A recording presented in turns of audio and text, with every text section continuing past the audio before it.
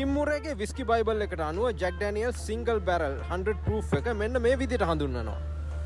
විශිෂ්ට චරිතයක් ඇති විස්කි කලන්තේ හැදෙන හදවත් වලට හිමි නොවේ යන්න එහිදී හැඳින්වෙනවා. විස්කි සෑදීමේ කලාව තේරුම් ගන්න අය විසින් අගය කළ හැකි සහ මතකයේ රැඳෙන සංවේදී ගමනක් පිරිනමමින් ගෞරවය ලබා දෙන පූර්ණ ශරීර ප්‍රකාශන බවත් තවදුරටත් එහි සඳහන් වෙනවා.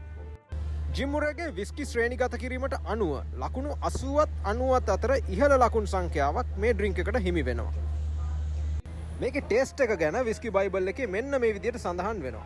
සෑම අංගයක්ම අනෙක් ඒවා යටපත් නොකර එහි කොටස් ඉටු කරනවා. කුළු බඩු වලින් පැණි රස පරිපූර්ණ ලෙස සමනය වන අතර ඕක් සුවඳ සියල්ල එකට බැඳ තබන ශක්තිමත් කොඳුනාරිටයක්සේ ක්‍රියා කරනවා. සෑම විස්කි උගුරක් සමගම අලුත් බලාපොරොත්තුවක් ලබා දෙන අතර එය විස්කි රස විඳින්නන් වෙනුවෙන් අමෘතයක් විදියටත් එතුමා සඳහන් කරනවා.